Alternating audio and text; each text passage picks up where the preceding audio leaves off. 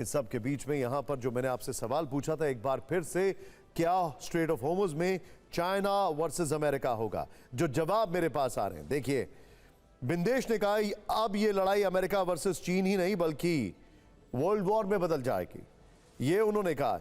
इसके अलावा एक यहां पर स्पैमर भी आ गया है। खैर, इसके अलावा बिंदेश के अलावा युग ने जो हमें जवाब दिया, आप कृष्ण कांत कह रहे हैं बिल्कुल ठीक कहा आपने। यहां पर सुखविंदर सिंह कह रहे हैं सुपर पावर चाइना। खैर, अब आगे बढ़ते हैं। होर्मुज पर जहां चीन और अमेरिका आमने सामने होते दिख रहे हैं, तो इधर ईरान अमेरिका में वार्ता का राउंड 2 की तैयारी भी है। लेकिन दिक्कत यह है कि उसके पहले इतने बयान आ रहे हैं, ऐसी शर्तें रखी जाने के दावे किए जा रहे हैं, ऐसे दावे हो रहे हैं जिनमें कूटनीति से हल निकलने पर जोर कम, धमकियों का शोर ज्यादा है। डोनाल्ड ट्रंप कह रहे हैं कि ईरान समझौते के लिए बेताब है। ट्रंप के मुताबिक तेहरान की तरफ से फोन आ रहे हैं, लेकिन विवाद परमाणु हथियार को लेकर है। ट्रंप के डिप्टी जेडी वेंस का कहना है कि बातचीत का अगला कदम तेहरान पर निर्भर होगा। ईरान ने अमेरिका को चेतावनी दी है कि होर्मुज पर कंट्रोल मिले या युद्ध के लिए तैयार रहें। ईरान के साथ खड़े रूस ने कहा है कि जोर जबरदस्ती से नहीं, कूटनीति से शांति आएगी। सऊदी अरब ने अमेरिका से मांग की है कि खतरे को खत्म करने के लिए ईरान में ग्राउंड ऑपरेशन जरूरी है।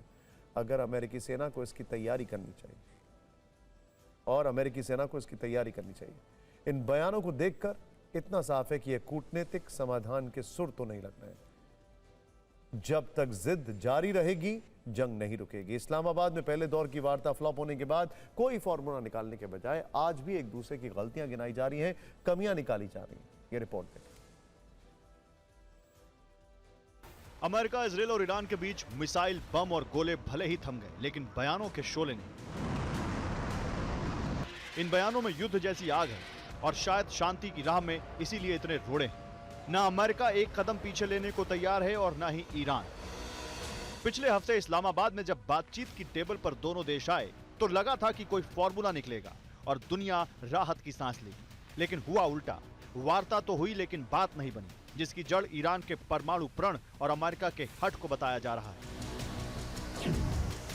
मीडिया रिपोर्ट्स के मुताबिक अमेरिका ने शर्त रखी थी कि ईरान अपने परमाणु कार्यक्रम पर 20 साल तक ब्रेक लगाए, लेकिन तेहरान से आए दल ने साफ कह दिया कि 5 साल से ज्यादा वो इसे रोक नहीं सकता। अमेरिका की एक शर्त यह भी थी कि ईरान से संवर्धित यूरेनियम तुरंत हटाया जाए, लेकिन ईरान इस पर भी तैयार नहीं था।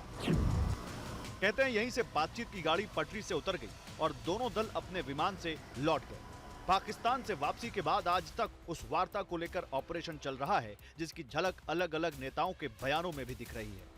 ट्रंप कह रहे हैं कि वो किसी भी हाल में ईरान को परमाणु बम नहीं बनाने देंगे। अमेरिकी सेनेटर लिंडसे ग्राहम का भी मानना है कि ट्रंप के रहते ईरान का परमाणु ख्वाब बस ख्वाब ही रह जाएगा।